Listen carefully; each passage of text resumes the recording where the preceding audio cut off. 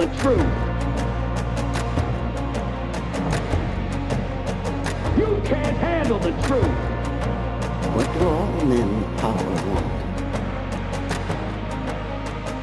More power. My name is Luca Zanna.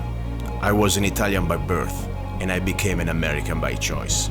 Our lives and freedoms are in danger. This is not a drill. If you're listening to this broadcasting, you are the resistance. All systems go. Welcome to Love, Guns, and Freedom.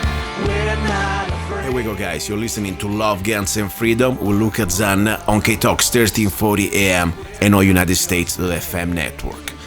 This show, I always said, every Sunday I try to bring you important news, facts. We are not here to bash at each other. We are not here to, talking about how great we are or how much things we know. This is about learning. Every day it's a process. And I tell you, I learned so much during the last 2 years on the air.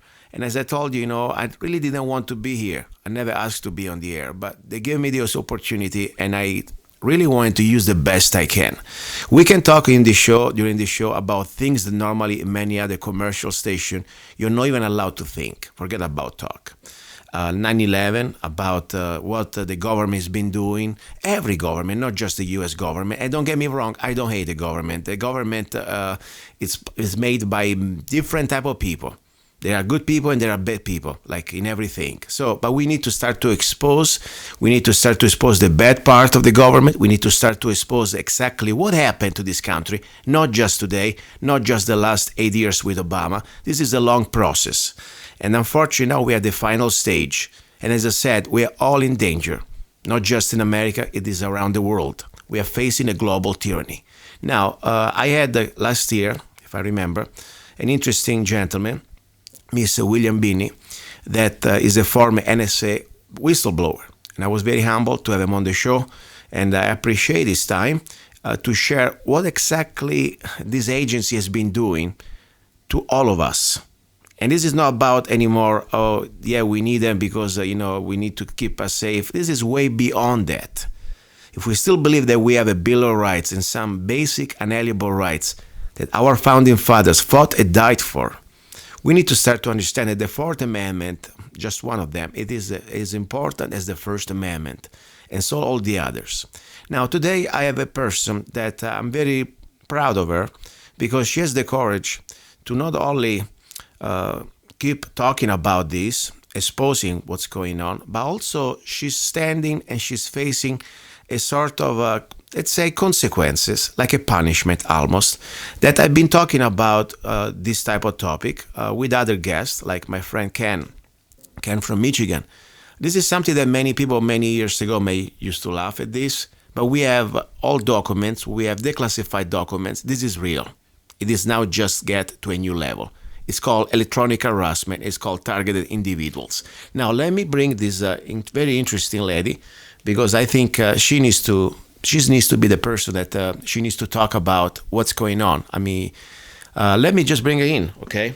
First of all, Karen Stewart, are you there?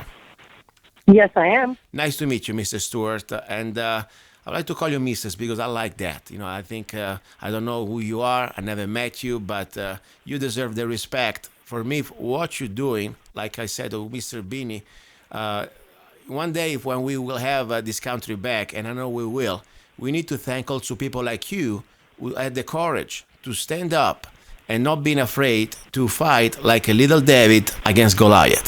In this case, Goliath, it is the NSA. Please introduce yourself, your professional background, and exactly what type of role did you have with the agency? All right. As you know, my name is Karen Stewart. I am in my late 50s. I began working for the National Security Agency in 1982. I had gotten out of college a couple years before. I had an interest in foreign languages and studied 3 in college and did pretty well. So one natural venue was to go to work for the federal government, and I was advised that NSA needed linguists. So I applied there, and I went through their rigorous background check, and I was hired in 1982. And I spent the rest of my career really translating and sending out intelligence reports to various customers, and by customers I mean different people in the federal government, different agencies, and sometimes with. I sent them to different countries like Canada, England, and allies. Mm-hmm. And at a certain point in time, I actually was tasked with investigating something having to do with Operation Iraqi Freedom in 2003. Well, I found a hidden danger that our military and our government didn't know about and started to write up the intelligence reports. And with me was a gentleman named Gary, who was my technical advisor, because my background was not technical at all. So he reviewed the beginning reports, and he said, this is very important. We need to put these out, and I'm going to go show these to the office chief, who was the director of the Weapons and Space Directorate. And so he took 2 or 3 of my first reports, went to show him, and he said, no, we're not putting these out. And that shocked Gary. It shocked me. And we both questioned, why in the world would you not put this out? And we tried to explain to him that if you don't put this out, you're going to have very high casualties in Operation Iraqi Freedom when you don't need to. Mm-hmm. What had happened was that a private Russian company had evaluated, apparently, our signals for our weapons and had come up with a GPS jammer for those weapons and had been selling them to Iraq secretly. Now, this was in the newspaper, so I'm not giving you anything that was not in the newspapers. Mm-hmm. And so we knew that with these jammers in place, that the surgical strike weaponry that we had planned to use to take out Iraqi targets that were being placed near mosques, near schools, in neighborhoods, we knew that those would malfunction and a lot of innocent Iraqi people would die, and very possibly American military as well if these weapons went off course. So we tried to get the gentleman to change his mind, and he would not. So Gary went to his friends at the Pentagon, because Gary was ex-Marine, Mm-hmm. and he said, give this analyst, Karen Stewart, a call, and you ask her what she's sitting on. And so I had calls from generals, adjutants, and all kinds of people saying, what's so very important that we need to know about? And when I explained it, they said, oh, we do need to know about that. And so they went through proper channels and demanded that the reports be released, and we did. And as you remember, one of the things that was commented upon in regard to Operation Iraqi Freedom was that we had so very few casualties, not American military, not Iraqi civilians, were killed in vain. You know, there was just no overage of casualties. We had minimum. And everybody was very pleased with that. And my reports had engendered probably 100 or 200 man program, to combat this. Mm-hmm. And everybody just felt like they'd done a wonderful job. Everybody was proud of it. And I ended up being put in for promotion for my work because it was the basis of the entire project.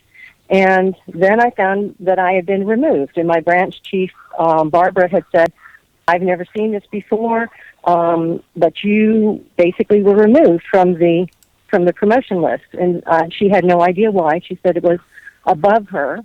And so I was disappointed, but I didn't really question it. Went back to work and had another good year where I got promotions for a totally different project. I mean, not promotions, but awards. And I think by about 2005, a Weapons of Space Promotion Board member, Lori, came to me and said, Karen, on your project, who did this, this, and this? And she enumerated several things. And I said, well, I did all of those things. And then she looked at me incredulously, and she said, that was presented to us by Bob, the office chief, Suzette, your technical lead, and Rita, as Rita's work, and we just gave Rita a double promotion for your work. So I was rather shocked, and so I set about asking a few questions to find out if that was true. And so at the point I started asking questions, Suzette, one morning in the office, screamed, hey, Karen, your article about NSA computers is in the Baltimore Sun. Well, I'm not a computer person. I have never given anything to the press other than what I'm doing right now, Mm-hmm. this year. And it was ludicrous that I had done anything like that. Essentially what she was saying was she was accusing me of taking classified information and leaking it to the press. And in so doing, she was alerting the office, trying to make the office think that I had done something criminal. Wow. So at that point, somebody who was duped into believing her called security, and security demanded that I come down for a polygraph. And what this whole thing was a setup to defend them, so that I would be discredited before I could take my complaint higher. So I went down to security. They demanded a polygraph. I was irritated. I was insulted, but I said, you know what? At least I have no worry about passing the polygraph. I've never had a problem with it over 20 years. Mm. So I said, okay, I'll be vindicated and this insanity will be over, and I'll be able to talk to people and say why did this other person get permission for my work. So I took it, but I went down, and when the polygraph examiner from NSA Security got me to the room, he stood there and let all the other people in the hallway go to their respective rooms for their routine polygraphs, because people get them every 5 years. Mm-hmm. And when the hall was empty, he kept us standing there 2 or 3 minutes, which I couldn't understand. But when the hall was empty, he leaned over me and started screaming at me and saying that he'd done over 2,000 polygraphs, that he was going to get me if I tried to pull anything. And I just was absolutely shocked. And I was verbally ambushed, which is something that is absolutely, totally unprofessional to do. Yeah. That type of thing gets it startles you. It gets your adrenaline pumping high. Yeah. And if your adrenaline is pumping high, you can't pass a polygraph. Exactly. I'm not an expert, but a regular guy like me, I understand if it's very easy to manipulate the result. All I need to do is make you upset or make you stressed out, and you're going to be, your body is going to read exactly the way you feel. And not because you're lying, just because probably you have now that stage of adrenaline, as you said. So bottom line, that was kind of interesting. That's what I said. I don't trust any of this polygraph, even I've done nothing wrong, because that's something that can be proven, can be easily, first of all, bypassed. Some experts they know how to do it, but the same way they also can get the result they want if they are little prepared with an ambush like that. So how ended up this situation with the polygraph? Well, we went into the room where the room has a camera and a audio recorder, Mm-hmm. and of course the hall did not. So nobody saw or heard him do that except for me. Yeah. So when we got inside, he had been like a Dr. Jekyll, Mr. Hyde, Yeah. and he became polite again and said, "Have a seat. We'll get started in a minute." And I said, "What was that about in the hall?" Wow. And he said, "What was that? What was that?" Oh my gosh. Sorry. And I said, "No, you just screamed and threatened me in the hall." I said, "What is wrong with you?" He said, "No, I did no such thing." And I said, "Look, I don't know what your problem is, but I don't want to take a polygraph from you." And I said, "I prefer not to take a polygraph today because you've made me upset." And I said, "That's unprofessional and that's dishonest." Mm. And I said, "I'll be glad to come back tomorrow or next week and take a polygraph from somebody other than you, because I don't know what is wrong with you." Mm-hmm. And at that point, he said, "You will take the polygraph now and today, or I will have the FBI come and arrest you." Wow. Oh my gosh. So against my better judgment, I took it, and I did flunk it, because my adrenaline was sky high. It probably registered that I was lying about my name. Yeah. So, I knew that was a bust, and I was very upset about it, went back to the office.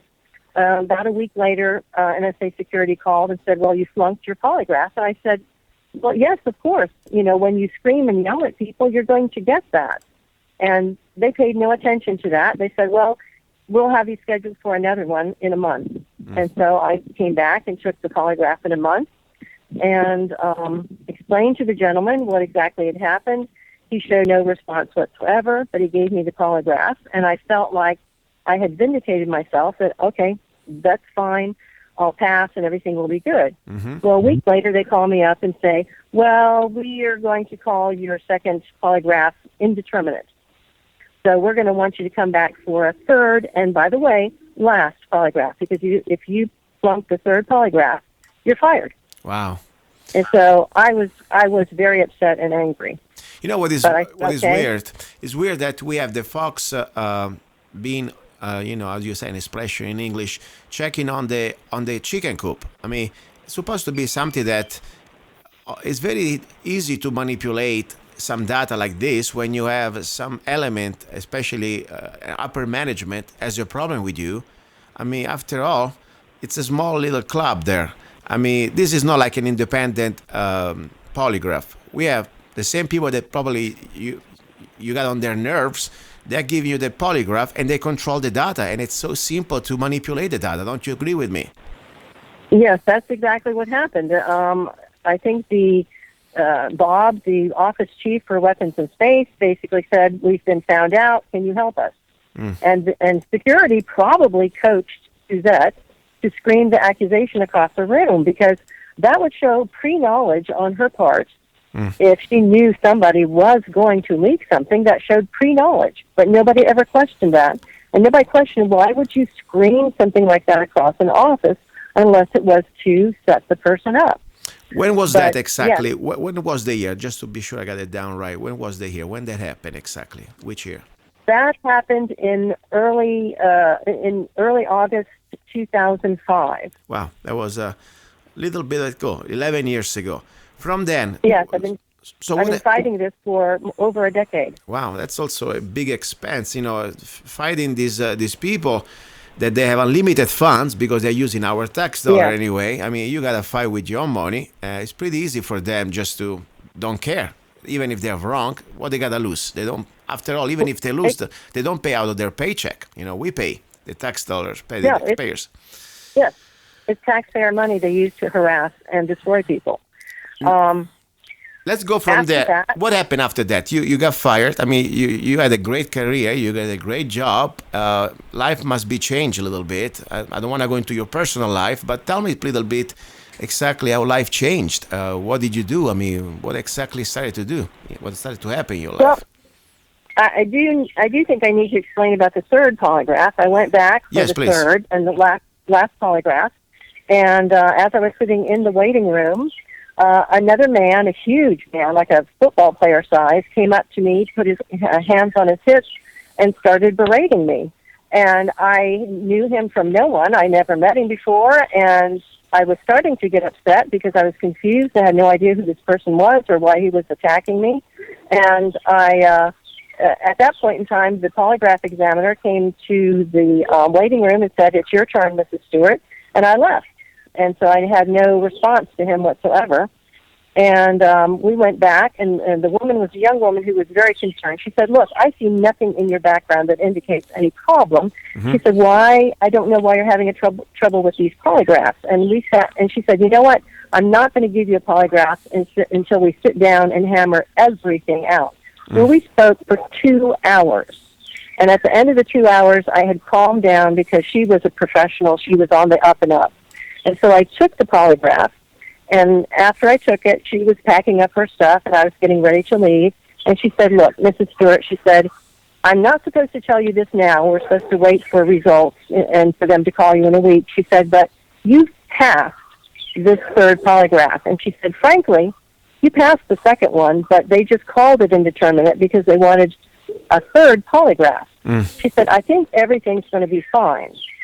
And I was so happy to hear that, because this had gone on for probably about 5 months, was between the first polygraph and the last one. So I thought, well, these people have tried to destroy me and my career to hide the fact that they stole my work, and they stole what apparently turned out to be a double promotion for that work. Wow. And the Rita person had gotten it. And I didn't know why I had been so stabbed in the back by these people. But it was apparent that the people in this office in Weapons and Space were out to destroy me, personally and career-wise. So I began applying for a different job and ended up a few months later, probably about mid-2006, ended up in a totally different directorate and a totally different job. And at that point, I did some on-the-job training, and when I felt comfortable there, I went to the Inspector General. and explained what had happened to me, and I asked for an investigation. And the liaison to the new office said, that's fine, this is exactly why we exist. I would love to delve into this. And so I thought, okay, we're going to get some action here. Okay. And 2 days later, the liaison called back, and he said, I spoke to the Inspector General about this, and he says, we don't care why anybody gets promoted. So we're not wasting our time investigating this. Okay, forget about anybody get promoted. When somebody get fired, I mean, can we talk about that? I mean, you... Sure. It's just that after going to the Inspector General, I was called down to security again. Yeah. And was threatened with being fired Yeah. for being paranoid and delusional because I thought someone had stolen my work and my promotions. Oh. And so it took them from 2006 to 2009. They ended up organizing a harassment and stalking campaign using NSA security personnel. And I know it was NSA security personnel and contractors because some of the nitwits forgot to take their NSA badges off when they were stalking and harassing me outside of NSA. Can we just give an example? Because I may imagine, but this is not a movie. This is not Nikita. This is real life. Okay. Can you give us an idea when you were? How did they harass you? For example, you were minding your business. I don't know. Maybe you were in the grocery store. How did it exactly happen? I have no idea. Well, what they would do is send one, and then later they would send more people in. If you went into a grocery store, or if you went running errands, there would be people who would box you in the car and make sure that it took forever for you to get anywhere. So they'd harass you on the road, and then you would park, go into a store, and then you would have people who would get in your face, follow you around 2 or 3 feet away from you. I actually went into an area of a store and was looking for bras, and one of their males came there and was pretending like he was looking at bras, and I said, for yourself? Wow. Who are you shopping for? And he looked at me, and then he realized he was pretending to look at bras, and had no idea what he was looking at because he was really watching me. And so they were very overt and stupid about it. But I guess really that they were just being so obvious as to try to intimidate me. Exactly. I don't think they are stupid, because this is something they can do in a way that they want to send a message. I mean, and for people out there, they say, what's the matter? What's the point? You know what? We're talking about here one of the most powerful, probably not really well-known agencies in the world, that they have unlimited resources and they have unlimited funds, at least a lot of money, and they have people out between that they are contractor or they may be official. That unfortunately, as I said, there are good people out there, but there are also people that they have, I don't know, sometimes they hire a special type of people, and you need to be an evil bastard, I'm sorry, to do some type of jobs. And I'm not saying that everybody's evil, but I tell you, there is evil in everywhere, like there is good everywhere. So it would be very disturbing when you start to see day after day people that that they're not regular people. They start to follow you everywhere, and you never know exactly when it's going to end. Maybe just a little bit of a harassment, or maybe they're gonna pull one of these heart attack gun or some other drugs that you may completely be gone. And yeah, she died and she had a heart attack. I mean, seriously, we never know. This is not a movie. This is real. So I may. Right. Partially understand, because I never had that type of thrill in my life, and I hope I'm never gonna have it, but I can have an idea now. Now, I don't want to go into personal, but do you have a boyfriend or a husband around you? Husband. I mean, I'm sure your husband, he must have a lot of pressure too, because understanding what's going on, and especially what they've done to you and what they were doing to you, how did he cope? First of all, how did he understand what the situation was, supporting you in your choices? Well, at first he couldn't believe that a professional agency would do such a thing. And he was shocked that they were so evil and that they were coming after me for merely going to the Inspector General, which is a right. I mean, there's something called the No Fear Act that says you have a right as a federal worker to go and file a complaint with the EEO, the Equal Employment Opportunity People, or you can file a complaint or ask for an investigation by the Inspector General, that is your right. That is actually your duty. And Yeah. so the No Fear Act guarantees no retribution if you do so. Yeah. In fact, these federal agencies teach classes, and they're required to teach a class on the No Fear Act every single year to every single federal employee. So they were obviously breaking the law. In fact, the stalking harassment, I think they got frustrated that I was not reacting to them. I was more or less trying to ignore them, but they got so frustrated toward the end of 2008 and into the beginning of 2009 that they poisoned one of our pets and killed it. Wow. And they started the coordinated aggressive driving attacks on me between my home and work. And anytime I would go out, frankly, even to like a store, grocery store or something, they would have multiple people waiting along the way to try to cause me to wreck. Wow. Do you have At that point, a video At camera? that point, it was dangerous. Mr. Stewart, do you always have video camera on you? Because that's my humble opinion, my humble suggestion. I would have 3 cameras on me running 24/7. Did you ever able to record or tape any of these type of harassments?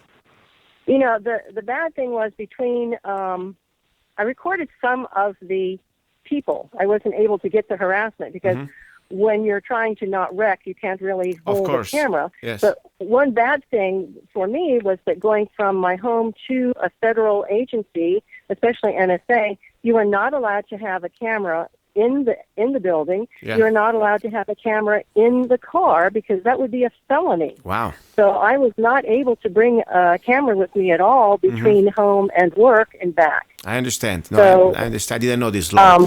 Interesting. Yeah. But meanwhile, it's funny because the NSA can spy on us 365, 24/7, everywhere we are, every email, every computer. There is no more Fourth Amendment. They are in complete violation of our Constitution. But of course, if you bring a camera close to their building, you go to jail. Not jail, federal Right, prison. and you couldn't even bring a cell phone because they had cameras in them. Exactly. Interesting. Now, how is it going now? Because I understand that you're still in litigation. You still try to get some justice for your what happened to you on the as you've been terminated, and there is more. I guess this is not just anymore about how your job ended, your career. I also believe that you, listening to what you know and what you're saying, you're kind of an interesting person because you're saying things that probably they're pretty, let's say, I almost say dangerous, because in these days, to say the truth, it's kind of an act of a revolutionary act in a peaceful way, but it's still an act that is endangering the establishment. What is exactly you think the things that you're saying out there that they may hate the most, they're more afraid of? Well, I've said they're mad at me for 3 reasons. For the Inspector General request, because I found out from another person that Rita, the woman who basically received my double promotion, had actually been sleeping with several of the weapons and space male managers and had compromised them. Wow. Which is what NSA security should have been concerned about, because NSA is very concerned about people who could fall for blackmail. And it was very interesting to me that instead of doing the what happens if you're found to have committed adultery and you work at NSA is that NSA security is supposed to call you in, say, okay, we know you were sleeping around. This makes you susceptible to blackmail. So you have 2 choices. You can either resign, or we can call in your wife or your husband, and you will sit here in our office and you will tell the spouse with whom you were committing adultery so that you cannot be blackmailed. Wow. And those are your 2 choices. But instead, in my case, when the woman was sleeping around with multiple managers and they rewarded her for that with my promotion and my work credit, instead they attacked me. And so I suspect, after all these years of thinking, I suspect that she was a security plant who was meant to compromise these managers, who had targeted these managers for blackmail by security. Yeah. And was security using what they were blackmailing, the information they were using, was it for themselves or was it for perhaps another entity? Is NSA security full of moles? Yeah. So that occurred to me. The second thing they're very mad at me at is that one of the NSA executives in the computer area, I actually saw leaving my home in August 2006 when we discovered that somebody had broken into the home, broken the sliding glass door to the back of the house, and we didn't notice anything missing, so we had thought it was a burglar, but then we noticed that we had missing car keys, missing house keys, missing mail keys. And at that point in time, our mail started coming opened and late.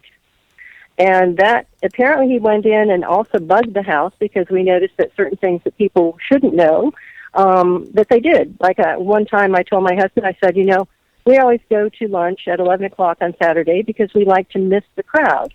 Yet, for the past several weeks, if we say, hey, let's go over to this restaurant, we'll get there and it's got 15, 20 people in it. And so I said, I wrote on a piece of paper, I said, let's say we're going to this restaurant over here, but let's go to a totally different restaurant.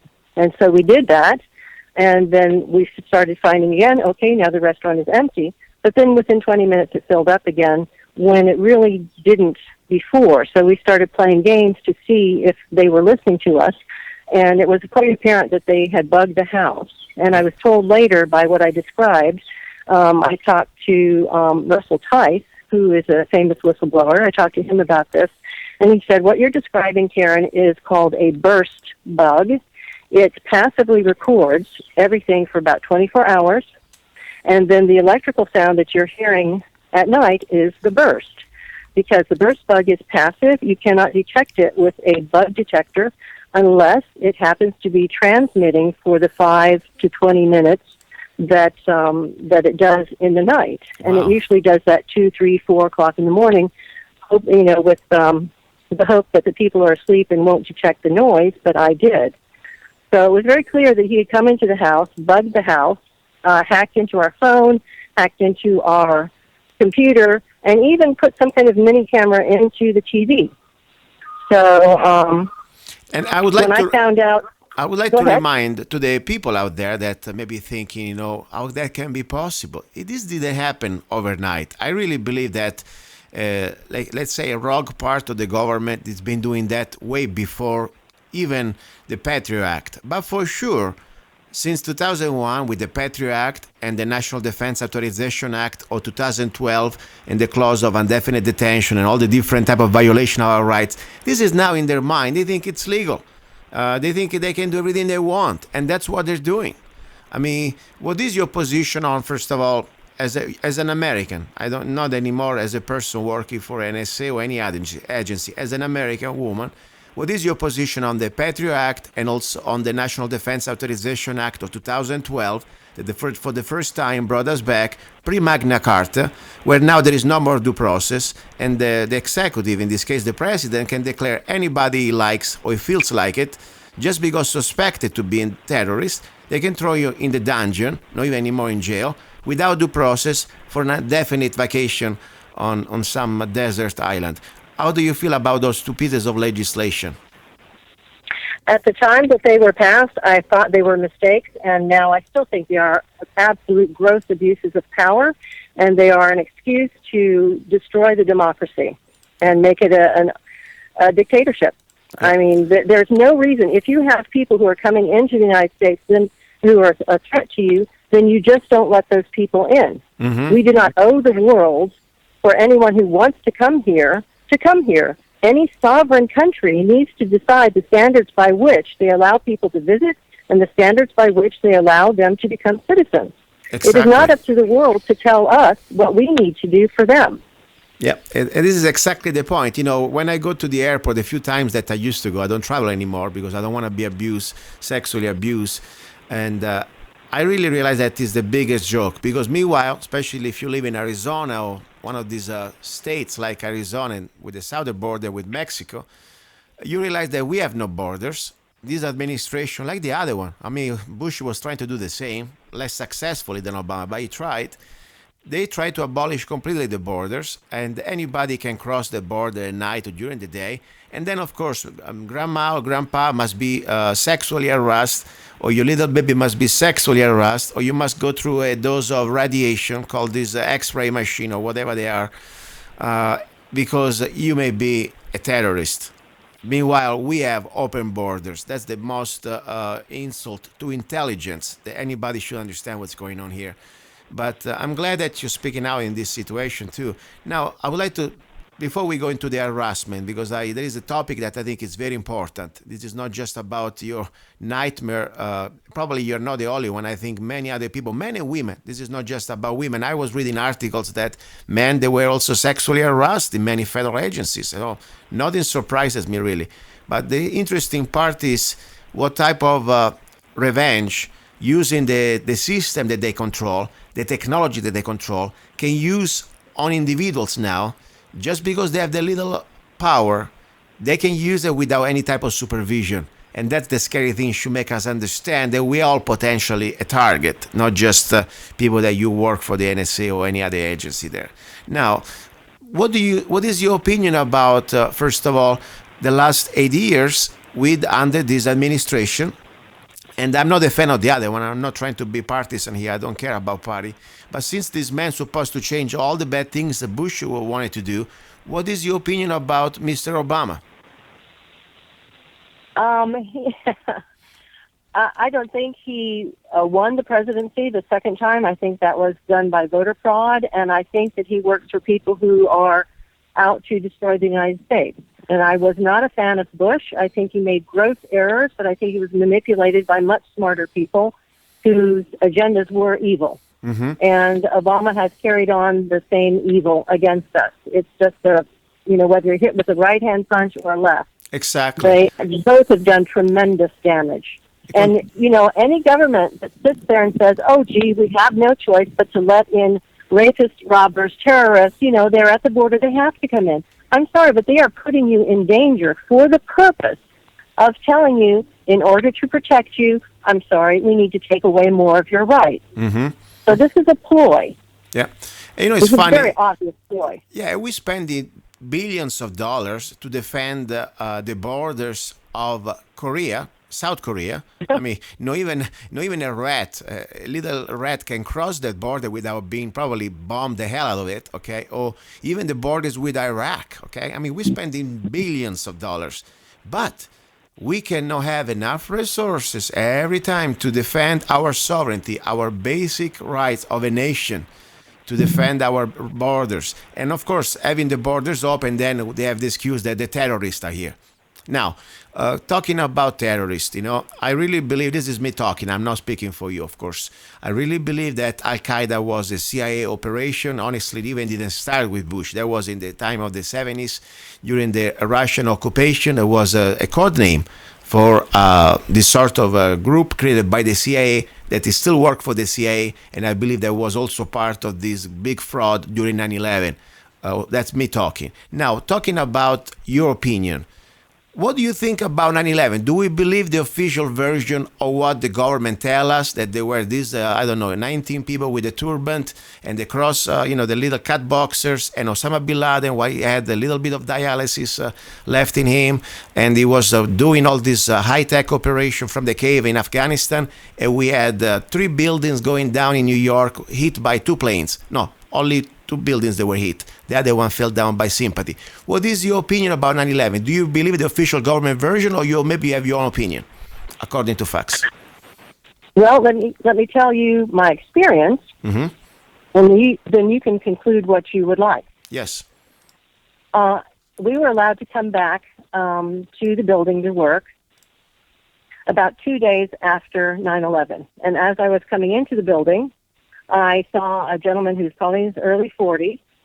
He was in the area where I work, but not the same office. And I walked up, and 3 women were around him trying to comfort him, but he was crying like a baby. He was heaving, crying.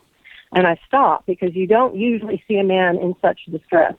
And what he was saying was, we had all the information we needed to stop 9/11. We had all of it. He said not one of those people needed to die, but NSA management would not let us report the information. We were forbidden to. We were threatened.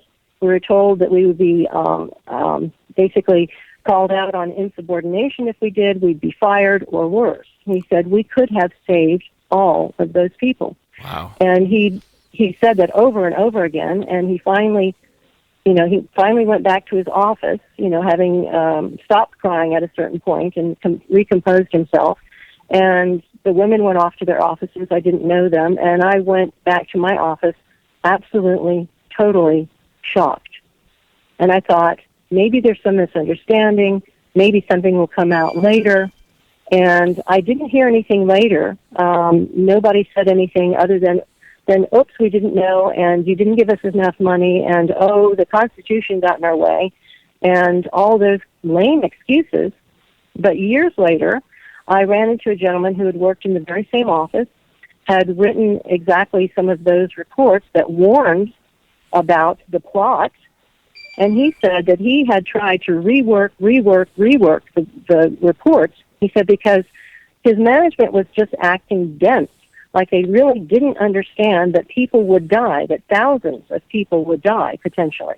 And at a certain point, they told him, stop resubmitting these reports. You are not to do any more work on this, and if you continue, you're going to be in trouble. Well, he kept trying to plead for the people's lives, and they sent him to security, to psychological services. Wow. And they told him, look, we're going to write you up as being paranoid and delusional. Wow. We're going to say that you're obsessed with World War II and kamikaze pilots.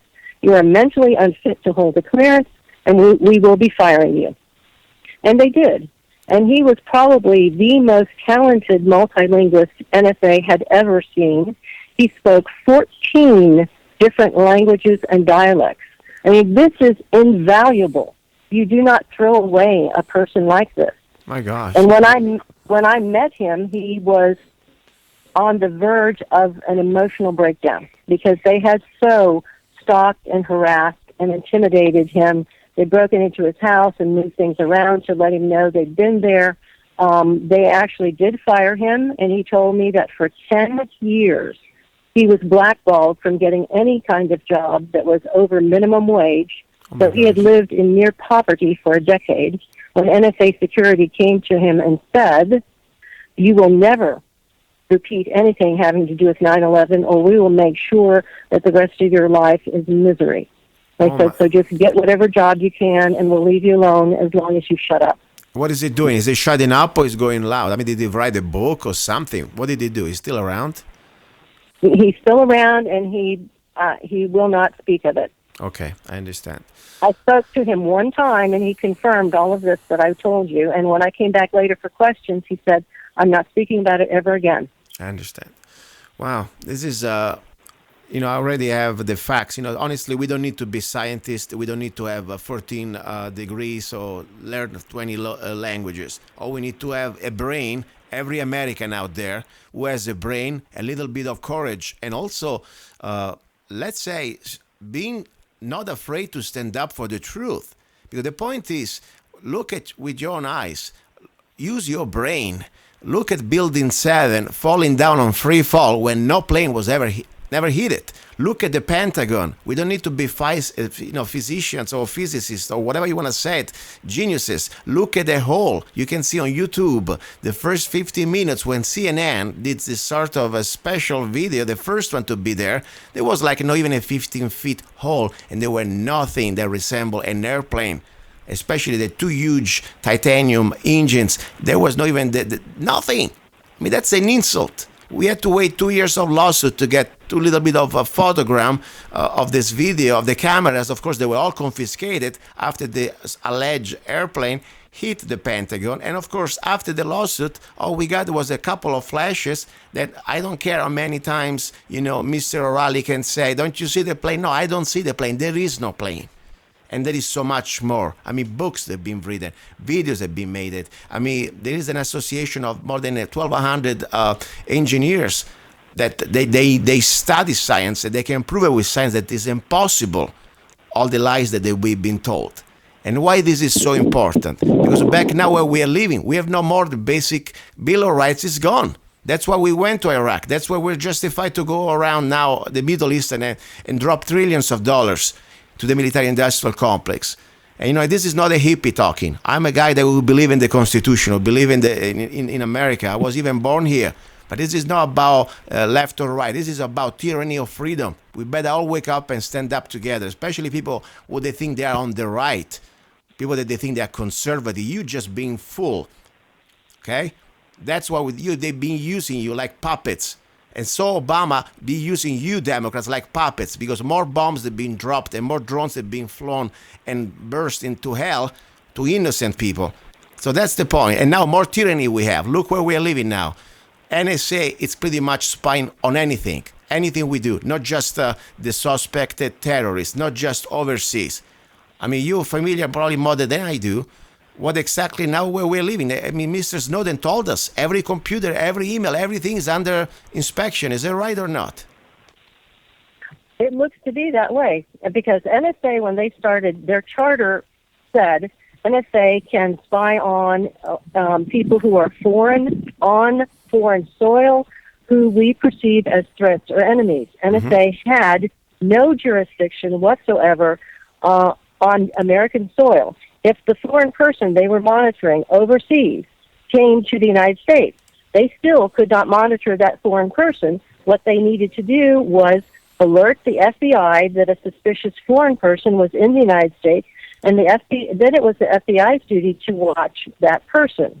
NSA has been forbidden to do anything against Americans overseas or Americans in country. But all that changed after 9/11.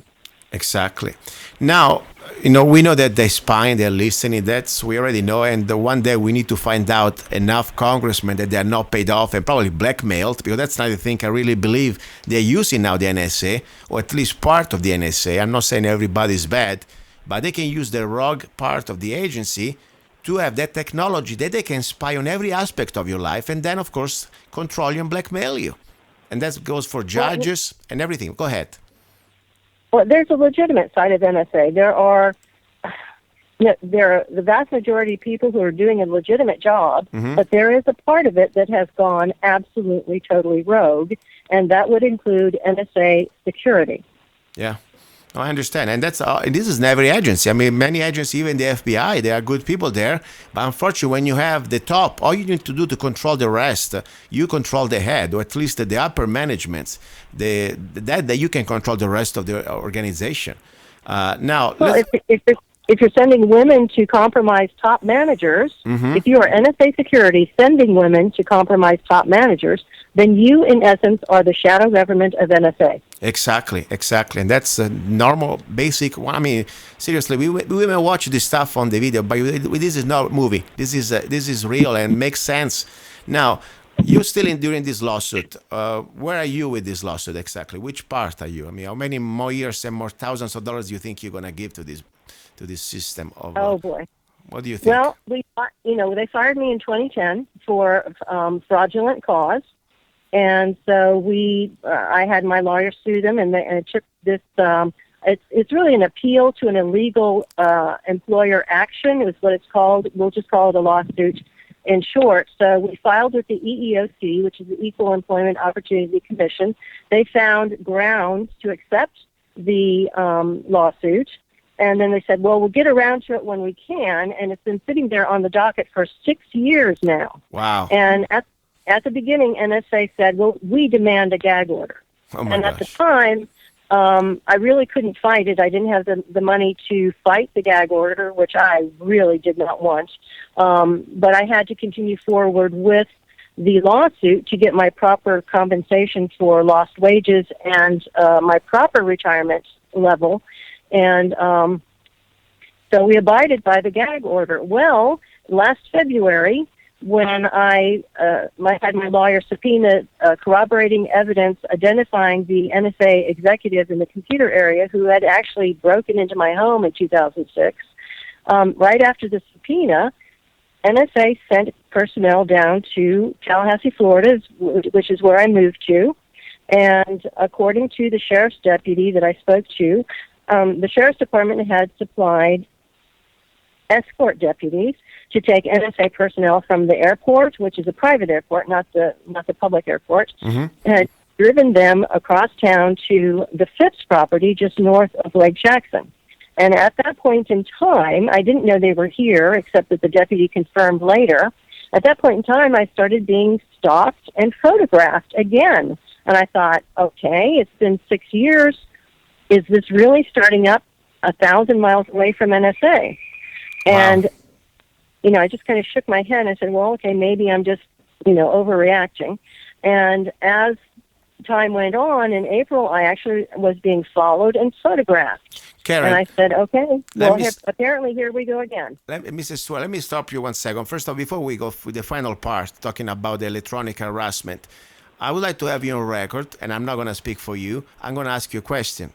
Do you ever contemplated the idea or have the, let's say, the desire to commit suicide, to kill yourself?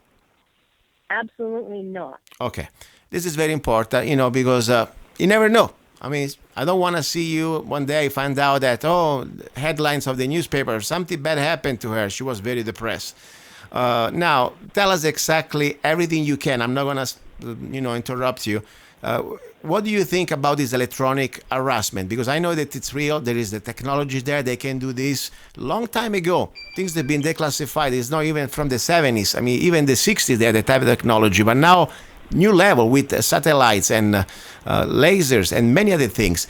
What do you think they're doing to you? What type of harassment, and especially now electronic harassment? We will talk a little bit about the physical harassment with individuals. What do you think what they're doing to you now? Just to fill in a little bit, when the NSA people started stalking and harass me, they apparently went to the FDLE, the Florida Department of Law Enforcement, told them the usual lie that they do with any whistleblower, that person is crazy, dangerous, traitor, pedophile, eats kittens, some kind of outrageous lie. And the FDLE apparently has a civilian group called InfraGuard, and it looks like those people were told some kind of horrific lie about me, told that they needed to be organized into stalking and harassing me 24/7. Well, that went on from April into November, and like I said, I tried mostly to ignore those people and even made fun of them. But by November, apparently NSA was getting rather impatient for me to be scared and drop the lawsuit, and I wasn't doing it. Well, at that point in time, I was mad enough to start posting things about NSA, and one of the things that I posted had to do with my experience in regard to 9/11. Wow. Well, at that point in time, when I posted my experience, Bill Black Jr., who was the 16th deputy director of NSA, attacked me online as being some kind of ignorant troll. And I told him, I said, no, I worked for the NSA. I know what I'm talking about. I am telling the truth. And at that point, he blocked me, cut me off, and shortly thereafter, I started becoming harassed with high-tech technology like ultrasonics. And it just, the first time the electronic wave hit the house, it knocked out the microwave oven clock. It is unreadable now. The oven itself, it has a clock. It's unreadable, and it wreaked havoc with the brand new dishwasher and the refrigerator. Wow! So we knew something had happened, but we had no idea what. Just kind of a wave went through and wreaked havoc with all these electrical appliances the very same night.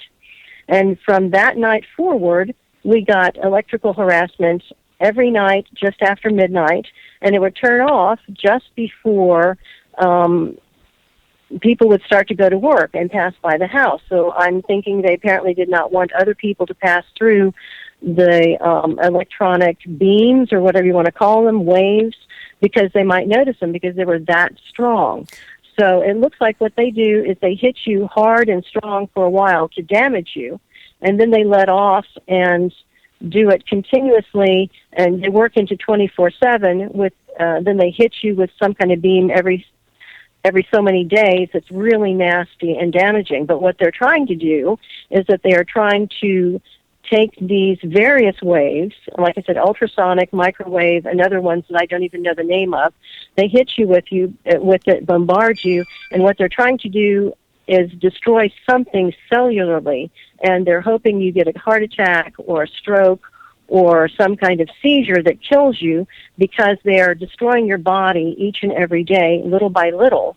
And with me, I would go out, leave the house, and try to get away. And what they've done now is they've gone to the criminal class in Tallahassee, and they've given them what appears to be small mobile directed energy weapons, and they instruct them to follow you wherever you go. So if you sit in a restaurant, you'll find that 2 or 3 people will follow you in and aim these things at you.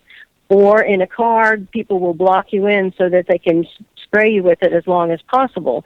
So that's, a lot of the people, I think, are not covered 24/7, but the people they're definitely trying to kill have this accelerated program where they are trying to expose you the longest to the most strong weapons they can without getting other people involved. Like, they want nobody else to notice. Like, if they aim it towards your house in the night, they do it line of sight, because they don't want somebody in your house, in the house next to you, to notice and report this to the police. Yes. And part of it is that people don't understand that it exists. So if you talk to the police, they blow you off as crazy.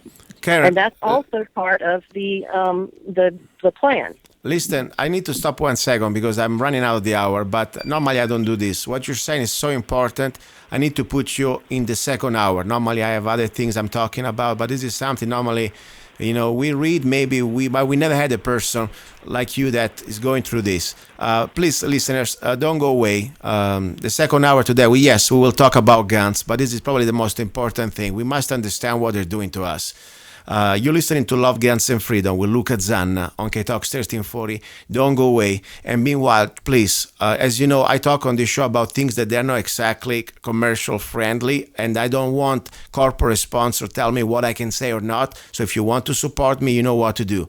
Go to lovegunsfreedom.com, or more important, go to zannaart.com. You can support me. You see what I do for a living, and I appreciate your help. Now, ready for hour number 2, and I want to conclude this very important topic about electronic harassment with Mrs. Karen Stewart, former NSA, and a great woman in my opinion. Don't go away. He's a songwriter, a poet, a rifleman. I'm not afraid. And a constitutional activist. I'm not afraid. Italian by birth. I'm not afraid. American by choice. Luca Zanna. I'm not afraid. And his new CD, Love, Guns, and Freedom. 16 powerful songs on one CD from the heart of a patriot.